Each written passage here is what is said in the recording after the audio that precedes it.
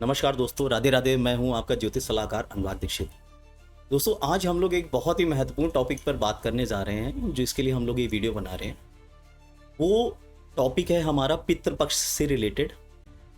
दोस्तों, हम लोग अपने जीवन में बहुत सारी चीज़ों का दान करते हैं, ग्रहों का दान करते हैं, नक्षत्रों का दान करते हैं। हमारे जीवन में जैसे जैसे कष्ट आते हैं, उनसे रिलेटेड ग्रहों का अपने जीवन में दान करते हैं।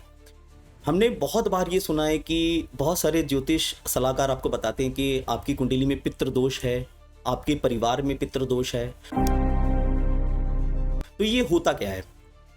दोस्तों, हमारे जीवन में पितृ दोष तब लगता है जब हमारे पितृ हमसे खुश नहीं होते हैं, या हम उनकी आत्मा को तृप्त करने के लिए कोई भी विधि विधान नहीं करते हैं, या विधि विधान को नहीं मानते हैं। दोस्तों, जब भी आज का जो युग है उसमें हम लोग अपने परिवार के साथ सम्मिलित नहीं रहते, हम अपने परिवार से दूर होकर के रहने लगते हैं। कहीं ना कहीं हमारा परिवार जब उन कष्टों से गुजरता है और उनकी मृत्यु के पश्चात वो भी हमारे जीवन में कहीं ना कहीं पितृ दोष का निर्माण करते हैं। दोस्तों, हम आपको एक चीज़ और बताना चाहते हैं। पितृ दोष हमारे जीवन का एक ऐसा दोष है जो हमारे वंशों तक चलता है। अर्थात अगर आपने पितृ दोष का निवारण नहीं किया तो आपकी आने वाली जो पीढ़ियां हैं उन पर भी आपको पितृ दोष का प्रभाव देखने को मिलेगा, जो कि आपके जीवन में अलग अलग तरीके से समस्याएं पैदा करते हैं। कभी कभी घर में खुशहाली नहीं रहती है, घर में झगड़े दिखते हैं, परिवार में झगड़े दिखते हैं, रिश्तों में झगड़े दिखते हैं। घर में पैसा आता है लेकिन पैसा टिकता नहीं है, घर में बीमारियां बहुत फैली हुई हैं। ये सारी चीज़ें हम लोगों को अपने परिवार में देखने को मिलती हैं।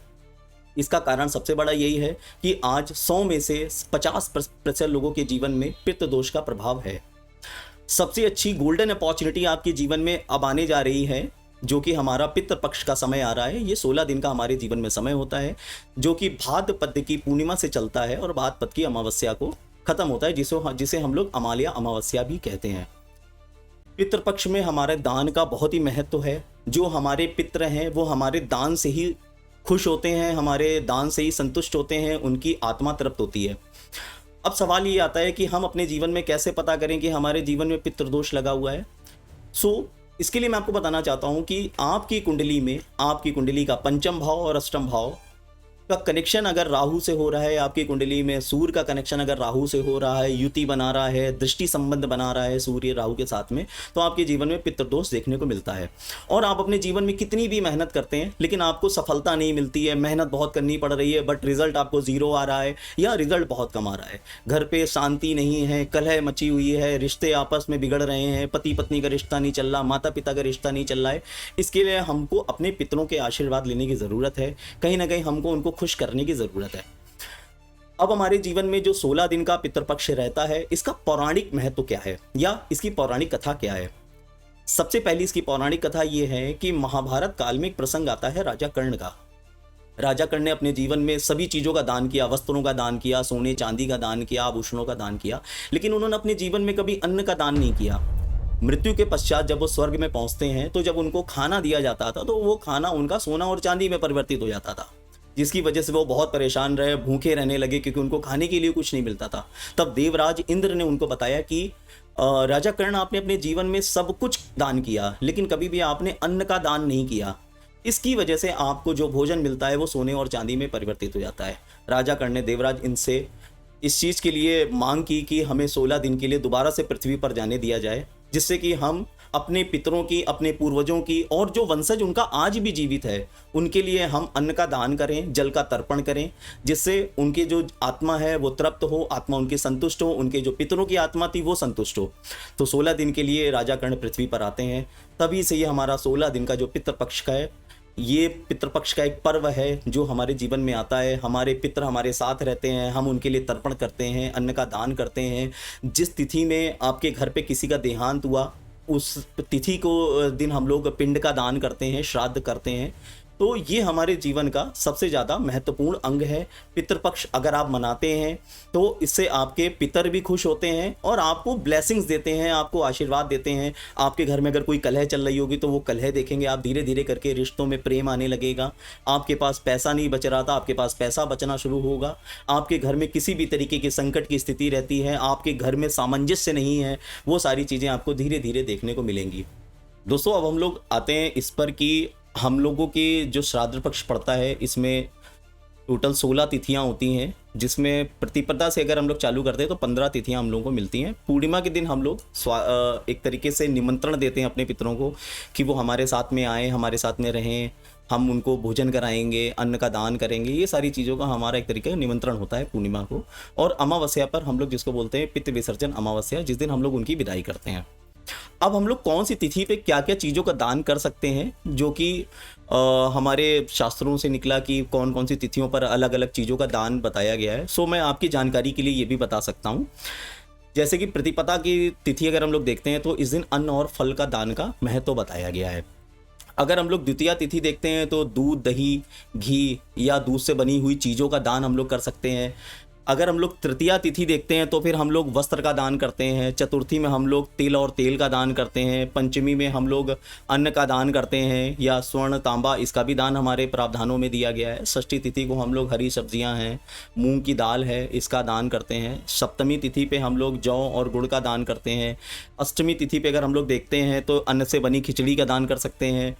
नवमी में देखते हैं चप्पल और छाते का दान बताया गया है। दसवीं तिथि को अगर हम लोग देखते हैं तो धार्मिक ग्रंथ हो गया, फल हो गया, मिश्री हो गया, इनका दान करते हैं। एकादशी पे भी हम लोग धार्मिक पुस्तक का दान कर सकते हैं और साथ में अन्न का दान हम लोग करते हैं। अब द्वादशी पे अगर हम लोग देखते हैं तो नमक और मसाले का दान हमारे प्रावधानों में बताया गया है, हमारे शास्त्रों में इसका प्रावधान है। त्रयोदशी पर कंबल और चादर, इन तरीके की चीज़ों को हम लोग दान करते हैं। अगर हम लोग चतुर्दशी पे देखते हैं तो हम लोग तरीके से दीप दान भी करते हैं, उसमें तेल का दान करते हैं, घी का दान करते हैं, ये हमारा चतुर्दशी होता है। और हम लोग अमावस्या वाले दिन एक तरीके से देखते हैं तो हम लोग सीधा निकालते हैं। आप लोगों ने अपने पुराने बुजुर्गों के मुख से सुना होगा कि हम लोग अमावस्या की तिथि पर सीधा निकालते हैं। सीधे में आपका आटा, दाल, चावल, सब्जियाँ, मसाले, तेल, ये सारी चीज़ें उसमें समाहित होती हैं। तो पितृ विसर्जन अमावस्या वाले दिन आप सारी चीज़ें थोड़ी थोड़ी मात्रा में ले सकते हैं, जिनका आप दान कर सकते हैं। अब सवाल आता है कि बहुत सारे लोगों सवाल ये है कि अगर हमारे पास पैसे की कमी है, हम इतना अफोर्ड नहीं कर सकते हैं, इतनी सारी चीज़ों, इतनी तिथियों के अनुसार नहीं कर सकते हैं, तो मेरा सबसे पहला कहना ये है कि दान से बड़ा दानी है। अगर आप महत्व को समझें, अगर एक लोगों ने एक बार मुझसे सवाल भी किया कि अनुराग जी दान बड़ा है या दानी बड़ा है, तो मेरा जवाब उनके लिए था कि आपकी अगर आप देखें तो इस समाज में दानी ज़्यादा बड़ा है ना। क्यों? क्योंकि वो भाव, वहाँ पर भाव प्रधान है। आपका भाव अच्छा होना चाहिए। आपके पास पैसे नहीं है, कोई दिक्कत नहीं है, आप एक रोटी का दान भी कर सकते हैं, आप थोड़ी सी अन्न का दान भी कर सकते हैं, आप जल का दान भी कर सकते हैं। हम लोग तर्पण में करते हैं, तिल और जल का तर्पण करते हैं, तो वो भी आपके लिए है। बट आपका भाव शुद्ध होना चाहिए, आप भाव प्रधान होने चाहिए। आपका जितना अच्छा भाव होगा, आपको फल उतना ही ज़्यादा अच्छा मिलेगा, आपके संकट उतने ही ज़्यादा दूर होंगे। इसीलिए मैं सभी लोगों से कहता हूं कि कहीं पर भी आपके पितृपक्ष में इस बात के लिए कोई भी संदेह नहीं रहना चाहिए कि हमारे पास पैसा नहीं है तो हम दान क्या करें। आप किसी की, इवन मैं लोगों से कहता हूं कि अगर आपके पास पैसा नहीं है तो आप मदद भी कर सकते हैं, आप किसी की सहायता कर सकते हैं, आप किसी को अपने शारीरिक सहायता कर सकते हैं, किसी की कोई मदद कर दी आपने, ठीक है। तो ये सारी चीज़ें भी हमारे शास्त्रों में वर्णित हैं।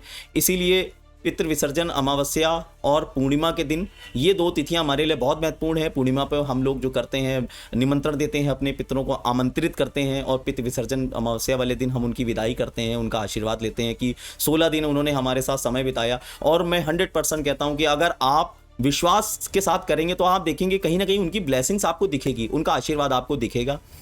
एक पॉइंट मैं और बताना चाहता हूँ कि जब भी आपके जीवन में पितृ दोष होगा, और तो आप हमेशा देखेंगे कि ये हमारे वास्तु में भी दिखता है कि जिनकी भी कुंडली में पितृदोष लगा हुआ है, उनका पूरा सम्मिलित परिवार, क्योंकि आप पर अगर पितृदोष लगा है तो इसका मतलब आपके परिवार पे भी लोगों पर पितृदोष लगा होगा। क्यों? क्योंकि मैंने अभी आपको बताया कि ये पीढ़ी दर पीढ़ी चलता है। अगर आपने इसका निवारण नहीं किया, या आपके जो पितर थे अगर आपसे संतुष्ट नहीं हुए, उनकी आत्मा संतुष्ट नहीं हुई है, तो ये आपके जीवन में जो आने वाली पीढ़ियां हैं उनमें भी ये दोष दिखाई देने को मिलेगा। अब वास्तु में कैसे दिखता है, तो जब भी हमारा जो घर होता है उसमें उत्तर और दक्षिण का जो कोना होता है, जिसको हम लोग इंग्लिश में साउथ वेस्ट डायरेक्शन कहते हैं, आप मोस्टली देखेंगे जिन पर पितृ दोष है उनके साउथ वेस्ट डायरेक्शन में टॉयलेट आपको देखने को जरूर मिलेगा। अगर आपके घर में भी साउथ वेस्ट डायरेक्शन में टॉयलेट है तो ये आपके जीवन में पित्त दोष का निर्माण कर रहा है। आप इसको तुरंत सही कराएं, या तो उसको उस जगह से हटा करके किसी दूसरी डायरेक्शन पे कर सकते हैं, या तो उसके बहुत सारे उपाय होते हैं, आप उनको भी कर सकते हैं, जो कि हमारे पित्त दोष को ख़त्म करते हैं, हमारे जीवन में आ रही समस्याओं, हमारे जीवन में आ रही परेशानियों को ख़त्म करने का काम करते हैं। दोस्तों, आज का हमारा वीडियो अगर आपको अच्छा लगा हो तो अपना प्रेम ज़रूर दीजिएगा। कमेंट सेक्शन पर कोई भी जानकारी आपको चाहिए हो तो आप कमेंट सेक्शन पर कमेंट डाल सकते हैं। सभी लोगों से रिक्वेस्ट करूंगा कि ये 16 दिन जो हमारे जीवन में है, ये आपकी लाइफ की गोल्डन अपॉर्चुनिटी है। आपके जीवन में किसी भी तरीके की परेशानियां चल रही हो, आप उसके लिए अपने पितरों से ब्लेसिंग्स लें, अब उनका आशीर्वाद लें। आप देखेंगे आपके जीवन में चल रही परेशानियां, आपके जीवन में चल रहे कष्ट, चाहे वो फाइनेंशियली प्रॉब्लम हो, पैसे की दिक्कत हो, आपके घर में प्रेम नहीं है, रिश्तों में प्रेम नहीं है, पति पत्नी में प्रेम नहीं दिख रहा है, वहाँ पर आप ये पितृ विसर्जन, पितृ पक्ष जो है, इसको अच्छे से दान करके या तर्पण करके या श्राद्ध करके, जैसे भी आपका इच्छा करे, आप वैसे करके इस पितृपक्ष में अपने पितरों की ब्लेसिंग्स लें और उनके आशीर्वाद से अपने जीवन को बहुत ही सरल बनाएं और बहुत ही खुश रहें। राधे राधे।